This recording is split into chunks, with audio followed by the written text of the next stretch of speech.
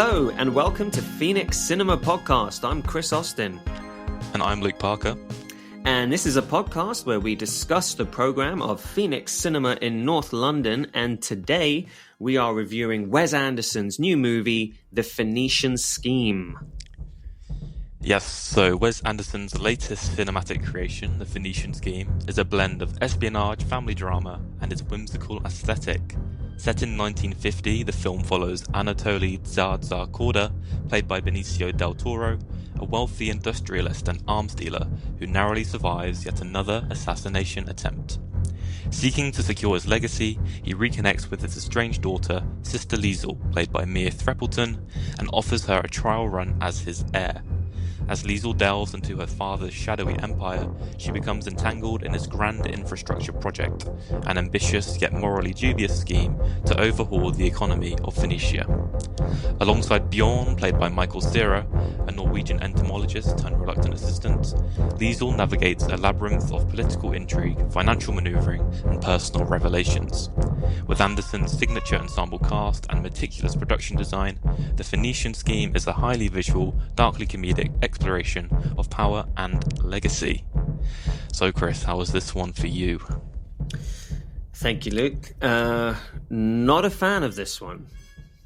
Yes, I'm exactly the same. Amazing. Yeah. So, all right. So why don't you tell me why? Okay.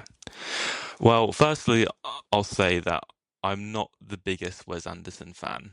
Same here. I think his films look amazing. The production design is amazing, and he has such a unique vision. Cinematography is always beautiful, and it's always at least an interesting watch. Right.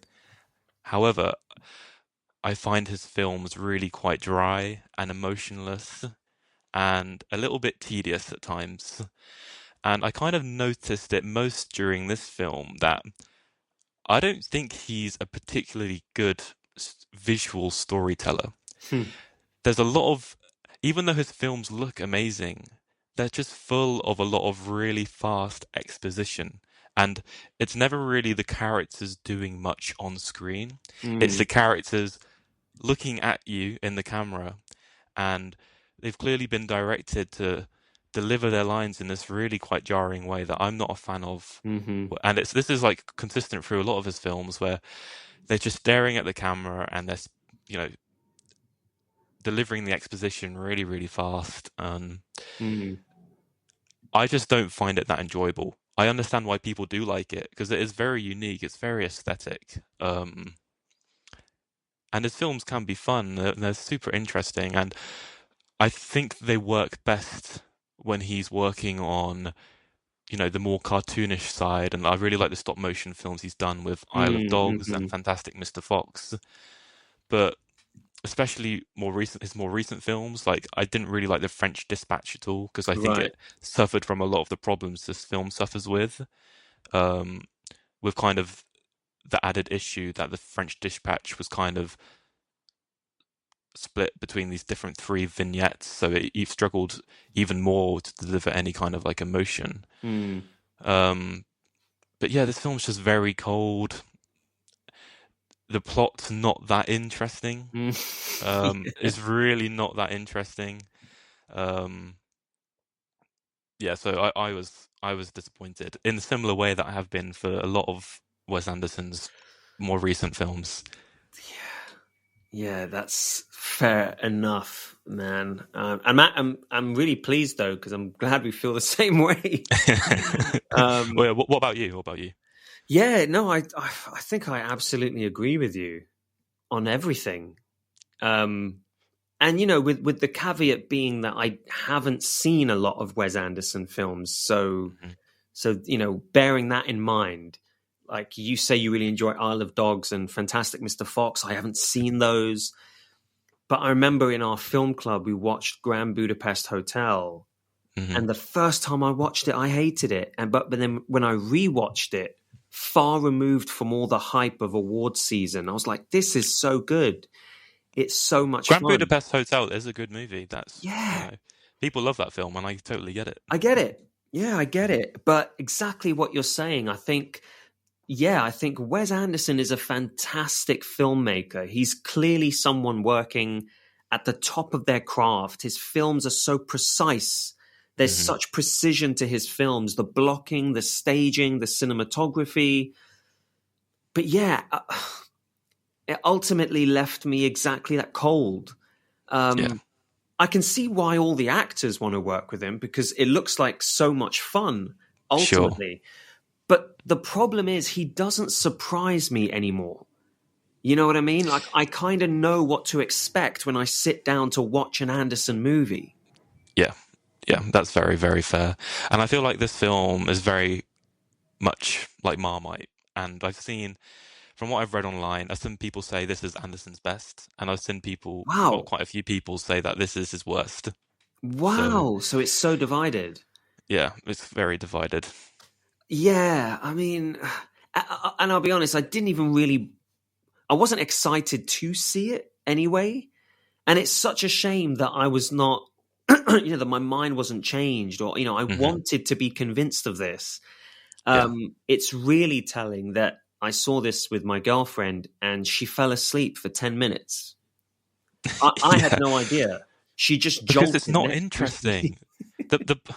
Yeah. The beautiful visuals can only get you so far because the story is not interesting. It's so wooden, know, and sometimes, at least to me, it wasn't that clear what was even going on. Dude, 100%. Yeah. I was struggling to follow a lot of it. At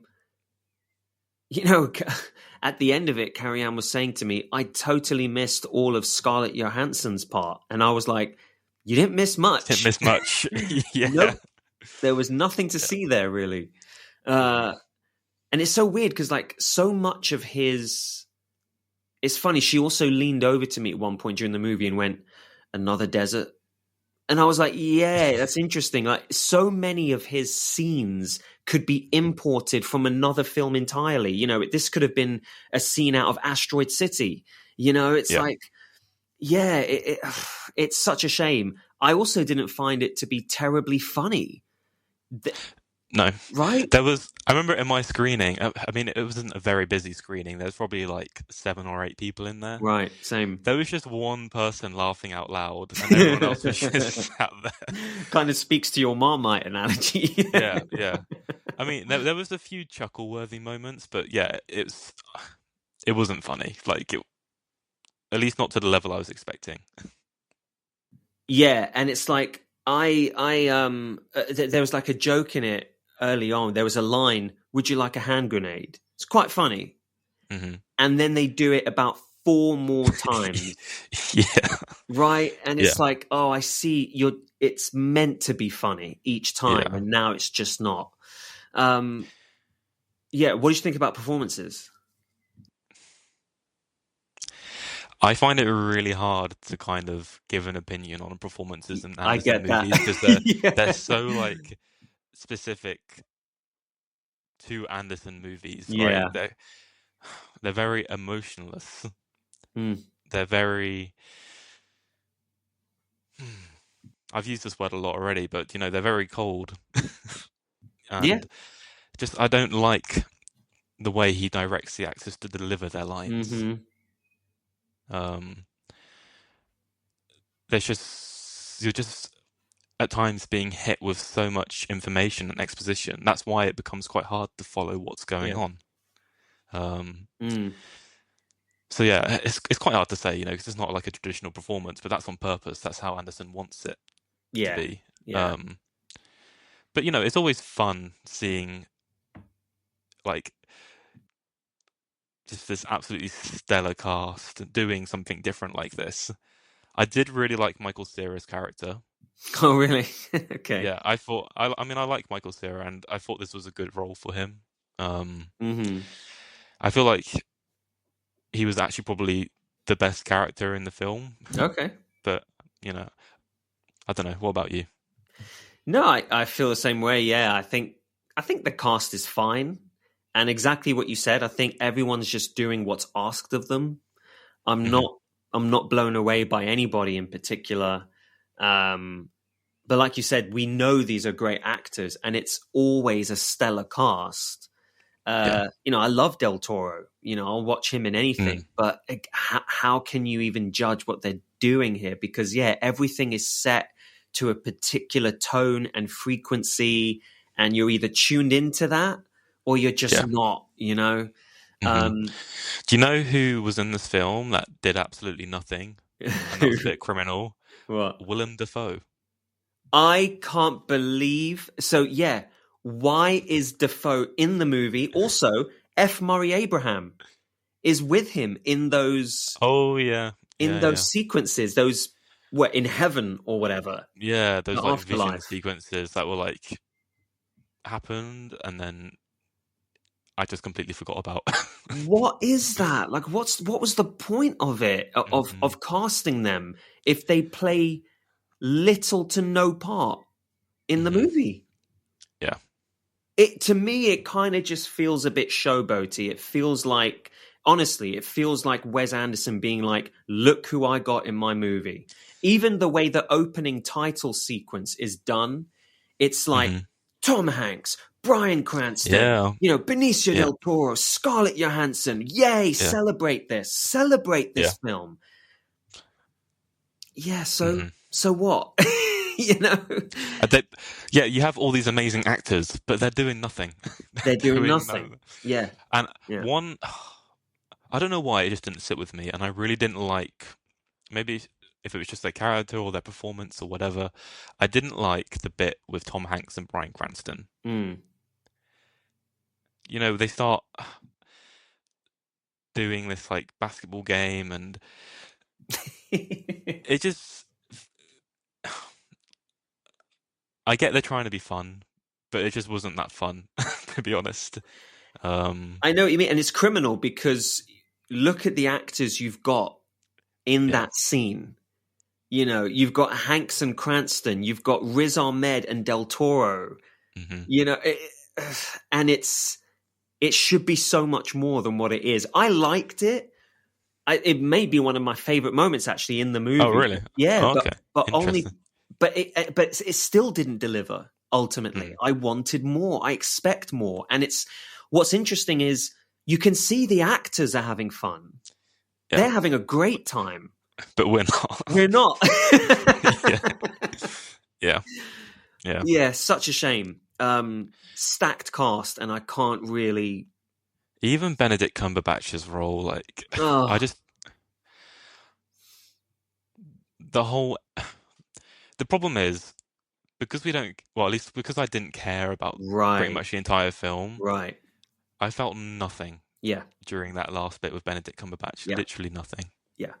And that's the problem. I felt nothing. I didn't care for these people. Yeah, and I was just... At that point, I was ready for the film to be done. This isn't even a particularly long film. No. It's like an hour and 40. No, it's actually, blessedly quick. Yeah. Well, and what about the score? Because, you know it's going to be a Desplat score. What do you think about that? So the two things I think this film does best, firstly, the production design and the visuals. Secondly, I think that the sound design is amazing. Oh. I love the music. The sound design's amazing, and at least in the cinema I was in, it was really loud, and I could pick up everything. And I thought it was really nice, and the music's great. I love Alexandre Desplat. So same, yeah. But I'll be honest, I was also really disappointed because I also love Desplat, but in the ongoing Desplat-Anderson collaboration, I kind of feel like it's the same thing. It's the same vibe constantly. That's fair. Like it wasn't anything glaringly original or new. I just think the music that he writes just couples really well with the visuals of a Wes Anderson film. So I get why he's not doing anything groundbreaking. And I guess at the same time, the composer has to score to what they're seeing on screen. Yeah. So what else can he do? I guess it's that same quirkiness, that for Yeah. me, it's hard to differentiate from one film to another. Like, I'll walk out of this going like, boom, boom, boom, Yeah. boom, boom, boom. And I'm like, hang on, no, that wasn't this. That was Grand Budapest. You know, does it matter? You know, you could probably transpose one film score onto you can mix and match. Probably won't make a difference. Yeah, I get what you're saying, but I guess maybe it's just that they've kind of found this winning formula and they're just sticking with it because it works. And, you know, yeah, like you said, it's nothing new, but it's nice and it works. And at least in this film, for me, it was definitely one of the stronger aspects. Okay, yeah.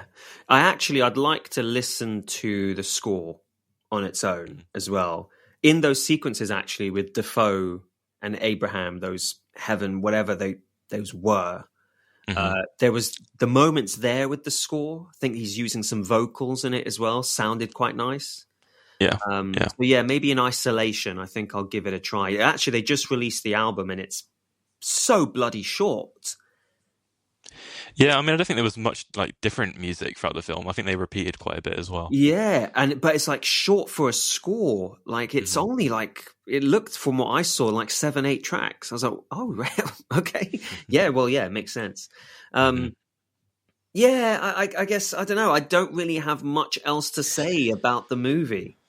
Yeah, I mean, I understand why people like it because it's very well made. It's just one of those things where it's not for me. Yeah. That's it. Yeah. And to go along with what you were saying earlier too about not caring, and it feels like there are truly no stakes. Like nothing matters. Yeah, because I don't know who I'm supposed to be supporting. Like I'm not rooting for anyone in this film because the main guy who we're following and his daughter, they're like, okay, maybe not a daughter so much, but Benicio del Toro's character is like pretty much a villain. Yeah, and you know, and he's a bit of a drip. He's a massive drip, and there's like this supposed to be this kind of character arc, I guess, where by the end of it he's kind of like changed his ways because of his daughter, and you know now he's living this modest life, and he's paying the workers now; they're not slaves anymore. Yeah. But it's just so last minute, and it's so unremarkable, basically. Yeah, and it truly actually doesn't feel earned at all. Totally. It just feels accepted that that's where the movie has to end. Yeah, literally. Yeah. It's all silly, and it all operates on cartoon logic, you know, and that's you either love it or you don't. And I'm just so pleased that we were both. We both weren't in the mood for it. You know what? Maybe does it depend on our mood? Maybe on another day. Maybe. Very true. Could be. Yeah. And it's hard to get behind this plot because all it really is you have this really rich industrialist guy who's going around trying to get people to give more money for this massive industrial scheme he has. That's it, basically. That's it. Yeah, that's it. Yeah. I don't know. I'm disappointed. And like you said, I wasn't too thrilled with the recent output either. I think Asteroid City, I wasn't. Did you see that? Yeah, I wasn't a fan. No, wasn't. And I was, intrigued. French Dispatch, I had seen it when you were talking about it, and I'll tell you now, I cannot remember anything. Yeah.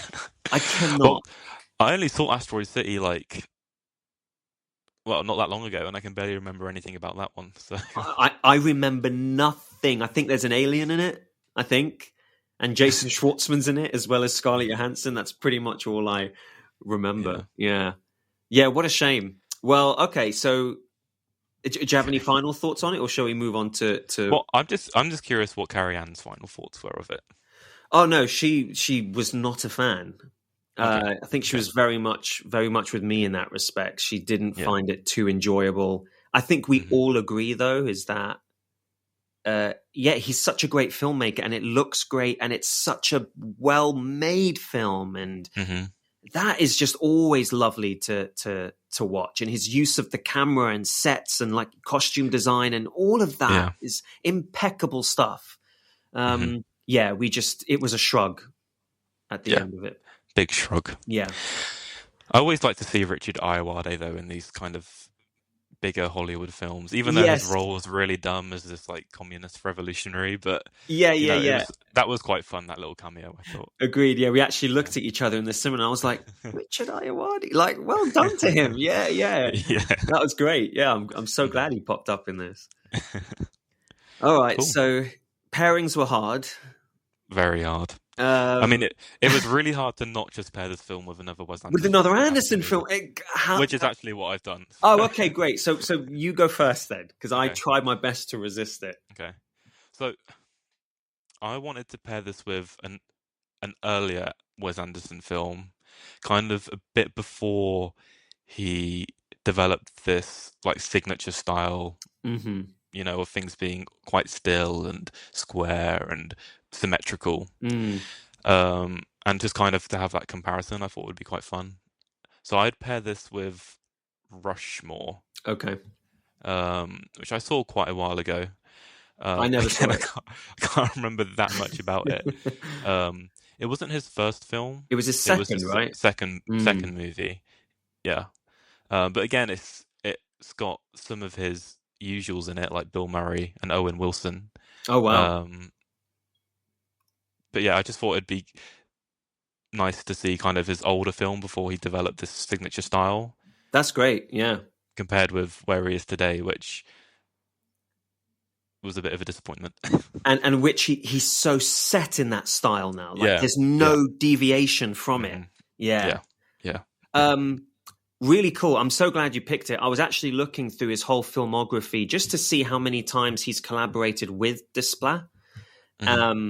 I can't remember when Desplat took over. Maybe it was like the aquatic life of whatever, whatever. I don't know what that is. But yeah. And then, but I was thinking to myself when I was looking at his earlier films, what are those like? Because he's got such a signature style now. How did that develop? Yeah. Yeah. What was his first film? Because I haven't seen it and I'm very curious to see it now. It was called Bottle Rocket. Bottle Rocket, that's it. Yes. Yeah, which is a heist film, I think. Oh, really? Yeah, if I'm not mistaken. I'd never even heard of it, to be honest. Yeah, it showed up on a Screen Drafts podcast again where they're got Owen Wilson in it. Oh, well, there you go. Yeah, the usual stable of actors. Yeah, it showed up on like an episode of Screen Drafts talking about the best heist movies or something like that. So, oh wow, yeah, I made a note of it. So I was like, yeah, I need to check that out. Nice. Cool. All right. Well, I went. So I what could you do? Honestly, I went with not a film but a TV series. Let me guess. Go on. Very recent. It ended recently. Perfect. Spot on. Yeah, I mean it's obvious. You've got this massive sort of family patriarch who has this huge company. In this case a media, entertainment conglomerate, and his family's fighting for control of the company. Amidst his uncertain health, he's not constantly getting, trying to, almost getting assassinated, but it's a similar sort of thing. I'll be honest. So, did you like Succession? I have not seen it. I think you would. I just know what it's about. Yeah, you would, because it was created by Jesse Armstrong, and I know you like Jesse Armstrong. Yeah, he wrote a lot of the thick. Is it The Thick of It? Yeah. And In the Loop, he wrote In the Loop. I love In the Loop. Yeah. And he wrote a lot of Veep, and he's just I think he speaks. I personally didn't like Succession. Which is a major hot take. Yeah, I stopped watching it after season 1. And then it's finished now. It's finished. Okay. I think it's 4 seasons, and then everyone kicked off about it and was like, "Oh my god, are you watching this?" And I never really. Maybe I need to revisit it. But what I have done is I've bought the scripts. Which is It's one of the like rare HBO shows where they've released the scripts. Oh, in it's like, book as like a form. book. Yeah, Oh, that's cool. yeah, That's and it's cool. so cool to see how Jesse Armstrong writes as well. He writes a lot of alternate actions or dialogue. So he'll write it and then in brackets, or you can do this, which is wow. It's like That's nice. yeah, giving direction to the actors through the script is I love that. When they release these kind of script books, are they like as it is in the film, or are they like the raw script before it was made? I think it's it's usually the shooting script. So it's whatever they used to actually shoot the thing, but then usually you might find so many changes depending on what changes they made on set and in post-production. So it'd have like deleted scenes in the script. Potentially. I don't know. I can't speak with authority on that. Yeah, I'm not too sure. That's cool though. Yeah, really cool. So yeah, I'd recommend reading the scripts if anything, because they can be quite fun. Mm-hmm. Nice. Cool, man. All right, I guess we'll leave it there. Thank you very much. Thank you for listening, everybody. It's not often that we don't like a film that Phoenix is showing, but one's got to pop up every now and then, I guess. But anyway, yes, special thanks to Phoenix Cinema. Our music is by Stefan Krieger. As always, you can find more of his music on stefan-krieger.com, and our episodes are edited by Noah Anderson. If you like the podcast, please share the podcast. It can only help us. And after you've done all that, go and watch a film at the Phoenix Cinema, and I'll see you there. See ya.